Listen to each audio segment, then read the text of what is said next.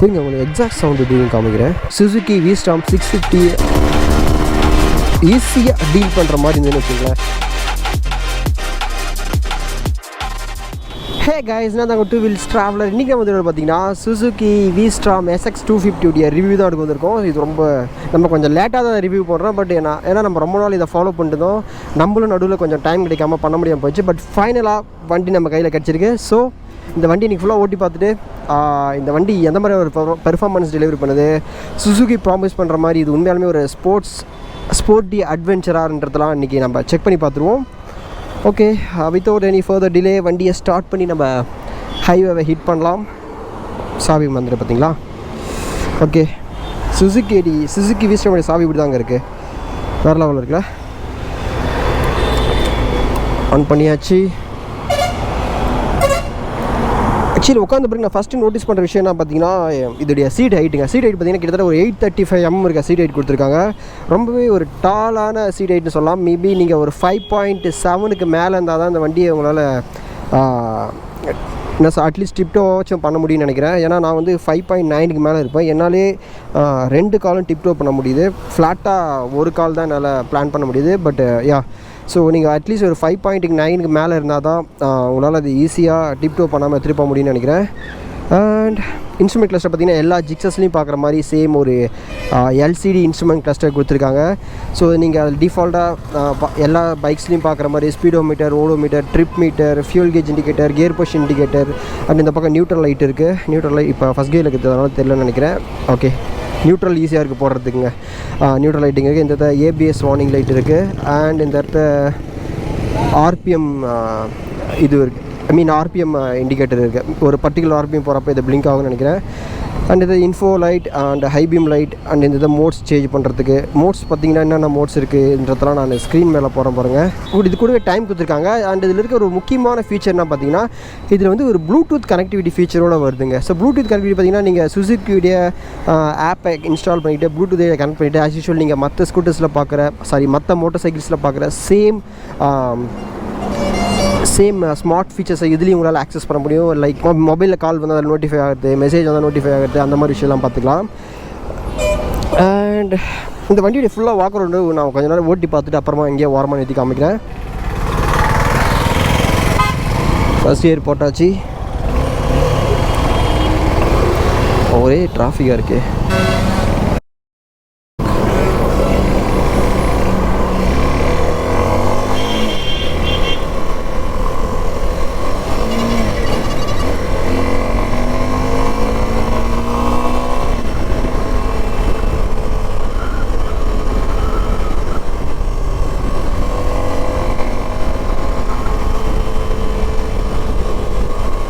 வண்டி பார்க்கறதுக்கு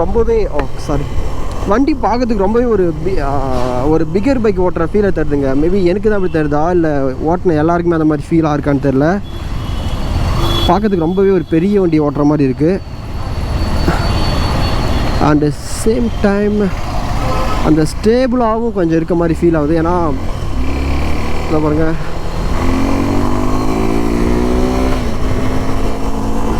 வண்டி பயங்கர பஞ்சாக இருக்குங்க. தேர்ட் கியரில் இருக்க வண்டி 69, 72 போயிடுச்சு பாருங்கள்.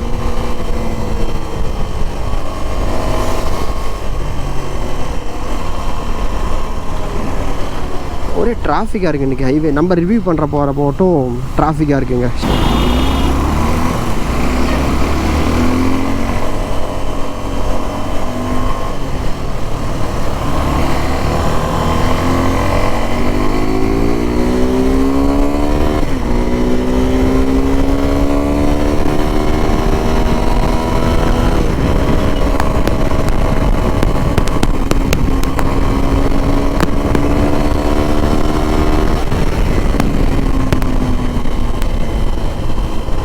இந்த விண்ட்ஸ்க்ரீன் பார்த்திங்கன்னா ஒரு நல்ல ஒரு ப்ரொடெக்ஷனை தருது ஆப்போசிட் விண்ட்லேருந்து.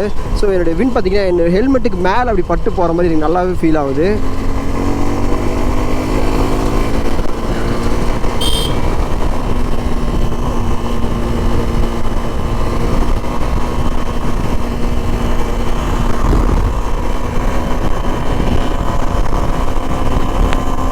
நல்லா ஒரு டாலான மெஷினில் இருக்க மாதிரி ஒரு ஃபீல் தருதுங்க நல்லாவே.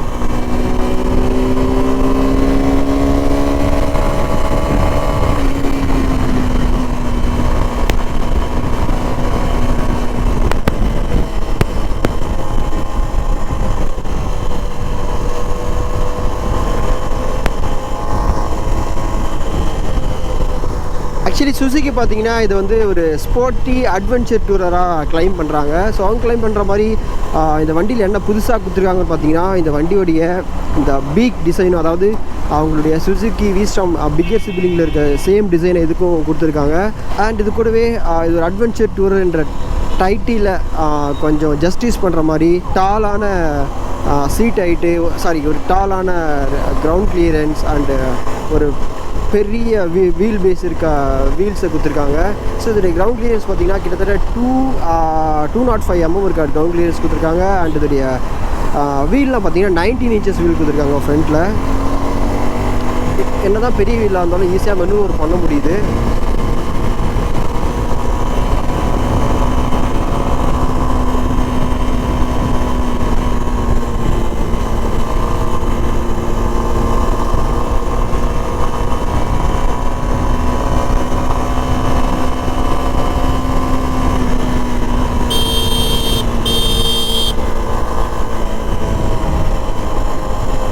இன்னும் கொஞ்சம் லவுடான ஹார்ன் கொடுத்துருக்கான்னு பார்க்குறேன். இது ஸ்கூட்டரில் இருக்க ஹார்ன் மாதிரி தான் இருக்குது.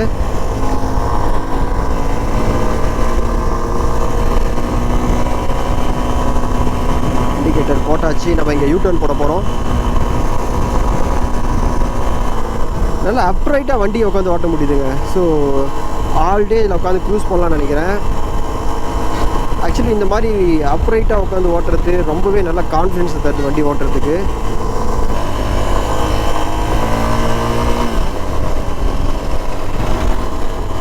வண்டி இனிஷியல் ஸ்டேஜில் நல்லா பறக்குதுங்க. ஸோ அந்த கேரக்டரிஸ்டிக் ரொம்பவே நல்லா இருக்குது. ஓவராக காற்று அடிக்குதுங்க. எவ்வளோ ரெக்கார்ட் ஆகுதுன்னு கரெக்டாக தெரியல. அண்ட் இதோடைய பிரேக்ஸ்லாம் பார்த்தீங்கன்னா டியூவல் சேனல் ஏபிஎஸ் தான் இருக்குது. இதோடைய டிஸ்க் சைஸ்லாம் பார்த்தீங்கன்னா நான் இதோடைய வாக் அரவுண்ட் பேசுகிறப்ப பற்றி பேசலாம். ஓகே கைஸ், இப்போ தான் நம்ம ஒரு சின்ன ரைடு இதில் போய் முடித்தோம். ஸோ ஓட்டின வரைக்கும் இந்த வண்டி செமையாக இருக்குங்க. வண்டி ஓட்டுறதுக்கு வேறு லெவலில் இருக்குது. இனிஷியல் பிக்கப்லாம் பார்த்திங்கன்னா வேறு லெவலில் இருக்குது. இந்த வண்டி பார்த்திங்கன்னா கிட்டத்தட்ட ஒரு 165 kg இருக்குது வண்டி இது. பட் இந்த இனிஷியல் கியர்ஸில் வண்டியை ஆக்சிலேட்டரை போட்டு ஓப்பன் பண்ணால் வண்டி பறக்குதுங்க பயங்கரமாக. அதுக்கேற்ற மாதிரி இதோடைய எக்ஸாஸ்ட்டும் பயங்கரமான ஒரு ஃபீலை தருது வண்டி ஓட்டுறப்ப. ரொம்ப ஒரு பேஸ் ஹெவியான எக்ஸாஸ்ட்ன்றதுனால என்ன சொல்கிறது, அப்படி உங்களால் சீட்டில் ஃபீல் பண்ண முடியுது வண்டி நீங்கள் முறுக்க வேறு லெவலான ஒரு ஃபீலுங்க. ஸோ ஓகே, இதோடைய டிசைன்லேருந்து ஸ்டார்ட் பண்ணலாம் வாக்கரவுண்டில். ஸோ டிசைன் பார்த்திங்கன்னா ஆஸ் யூஷுவல் எல்லாருக்கும் உங்கள் எல்லாருக்கும் இது இப்போயே தெரிஞ்சிருக்கும். ஸோ சுசுகி V Strom 650 என்ன டிசைன் ஃபாலோ பண்ணியிருக்காங்களோ சேம் டிசைன் லாங்குவேஜ் தான் இதுக்கும் ஃபாலோ பண்ணியிருக்காங்க. ஐடென்டிக்கலாக ஒரு எந்த சேஞ்சுமே கிடையாது. இதோடைய பிகர் பைக்கில் என்ன மாதிரியான டிசைன் கொடுத்தாங்களோ சேம் டிசைன் தான் எதுக்கும் கொடுத்துருக்காங்க.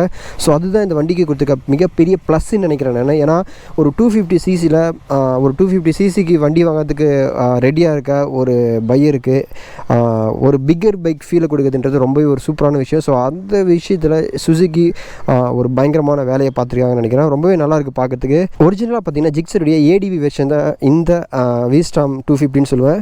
ஜிக்ஸர் 250ல் பார்க்குற முக்கால்வாசி எலமெண்ட்ஸை இதுக்கும் அப்படியே கேரி ஃபார்வர்ட் பண்ணியிருக்காங்க. ஸோ அதில் மெயின் விஷயம் என்ன பார்த்தீங்கன்னா இதோடைய ஹெட்லாம்ப்ஸ் சொல்லலாம். இதுக்கு என்ன தான் V Strom 250ல் இருக்க டிசைனை பிக் டிசைனை ஃபாலோ பண்ணியிருந்தாலும் இதோடைய ஹெட்லாம்ப்ஸ்லாம் பார்த்திங்கன்னா ஜிக்ஸரில் கொடுத்துருக்க அதே ட்வின் பாட் இருக்க ஒரு ஹெட்லாம்ப்ஸ் தான் கொடுத்துருக்காங்க. அதாவது ஜிக்ஸர்லேருந்து கேரி ஃபார்வர்ட் பண்ண ஒரு டிசைன் தான் ஹெட்லாம்ப்ஸ் தான் கொடுத்துருக்காங்க.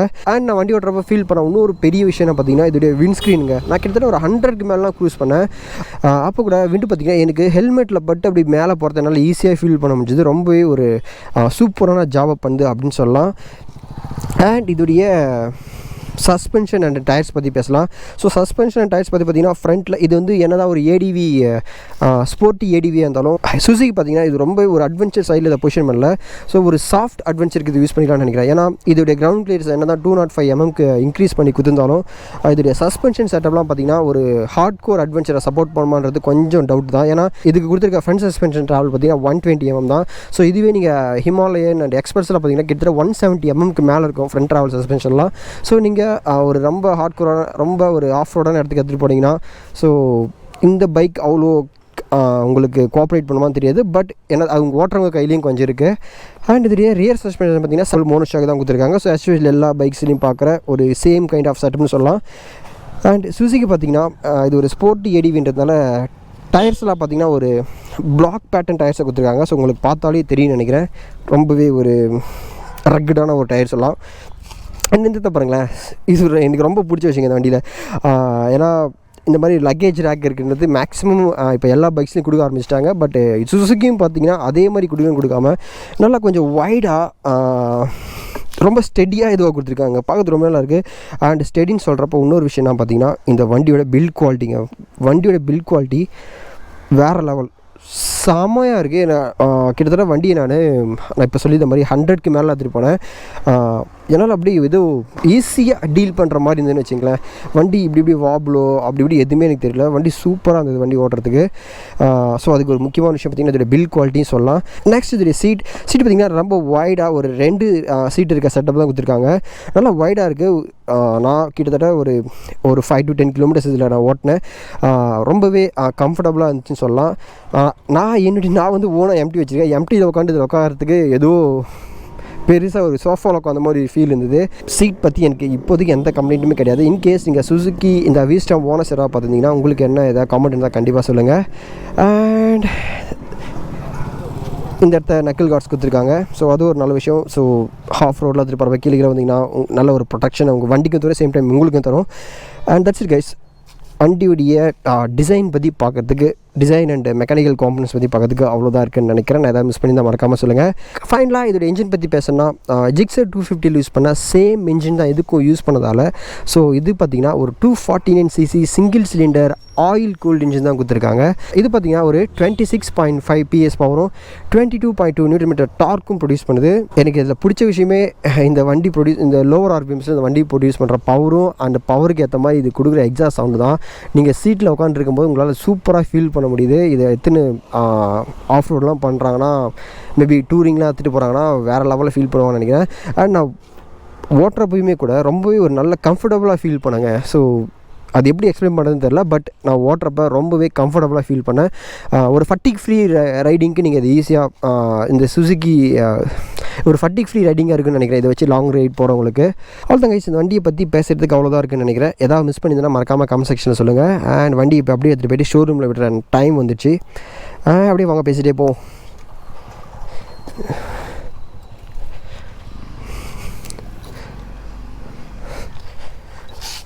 உட்காந்தாச்சு. பாருங்க, வண்டியுடைய சீட் ஹைட் பார்த்தீங்கன்னா 835 சொல்லியிருந்தீங்களா, 2 பக்கமும். இதை பற்றி ஆல்ரெடி முன்னாடியே பேசிட்டேன். பட் ஒரு தடவை காமிச்சிக்கிறேன். பாருங்க, ஒரு பக்கம் தான் என்னால் காலை நல்லா ஃப்ளாட் ஃபுட் பண்ண முடியுது. இன்னொரு பக்கம் பார்த்திங்கன்னா ஒரு 50% ஆஃப் ஃபுட் வைக்க முடியுது. அவ்வளோதான். ஆன் பண்ணியாச்சு.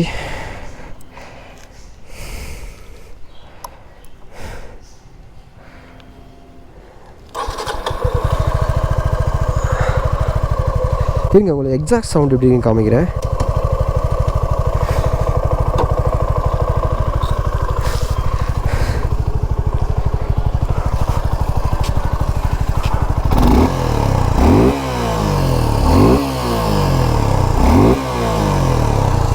ஓகே, நிறைய ரெசிடென்ஷியல்ஸ் ஏரியாஸாக இருக்குது. நம்ம ஓவராக போட்டு திரும்பி யாராவது சொல்ல போகிறாங்க.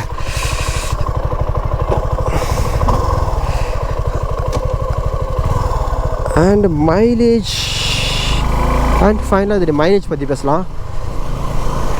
மைலேஜ் பற்றி பார்த்தீங்கன்னா, நான் ஷோரூம் பீப்புள் கிட்ட கேட்டுருந்த வரலையும் அவங்க என்ன சொன்னாங்கன்னா, இதில் வந்து ஒரு 30 to 35 வரலையும் எதிர்பார்க்கலான்ற மாதிரி சொல்லியிருந்தாங்க. ஸோ இந்த வண்டியுடைய டேங்க் கெப்பாசிட்டி பார்த்திங்கன்னா 12 liters. இன்கேஸ் நீங்கள் ஒரு லோவஸ்ட்டு மைலேஜ் இருக்குது நம்ம எடுத்திங்கன்னா கூட, ஒரு 13 எடுத்திங்கன்னா கூட நீங்கள் ஒரு தடவை டேங்க் ஃபில் பண்ணிங்கன்னா கிட்டத்தட்ட ஒரு 350 கிலோமீட்டர்ஸ் உங்களால் ஈஸியாக கவர் பண்ண முடியும். வைப்ரேஷன்ஸ் இருக்க மாதிரி ஃபீலே எனக்கு தெரிலங்க. கொஞ்சம் ஷார்ட் டைம் ஓடுறதுனால என்னால் கண்டுபிடிக்க முடியலையா, இல்லை இதில் உண்மையாலுமே வைப்ரேஷன்ஸ் இல்லையான்னு எனக்கு தெரில.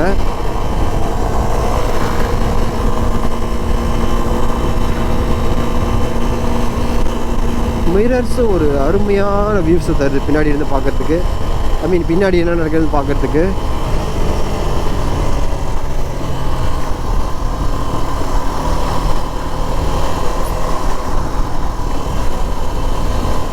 இது கூடவே இது அக்சசரிஸ் பார்த்திங்கன்னா டேங்க் கவரு, அப்புறம் இன்னும் சில விஷயம்லாம் தராங்க. அது என்னென்னு நான் ஃபோட்டோவில் போடுறேன், பார்த்துக்குங்க. அண்ட் இதோடைய ஆன் ரோட் ப்ரைஸ் பார்த்திங்கன்னா சேலமில் 2.50 lakhs வருது. இன்கேஸ் நீங்கள் யாராவது 250cc ஒரு நல்ல ஸ்போர்ட்ஸ் டூரர் வாங்கணும்னு நினச்சிங்கன்னா கண்டிப்பாக இந்த வண்டியை நீங்கள் சஜஸ்ட் பண்ணலாம்னு நினைக்கிறேன். இது வரைக்கும் நான் ஓட்டத்தில் எந்த கம்ப்ளைண்ட்டும் இல்லைங்க. ஓகே, இந்த ஷோரூமை பற்றி இந்த சுசுக்கி V Strom பார்த்தீங்கன்னா நம்ம எங்கேருந்து ரிவ்யூ எடுத்துருக்கு பார்த்தீங்கன்னா இந்த அம்மன் சுசுக்கி, ஆமாம் இங்கேருந்து தான் எடுத்துருக்கோம்.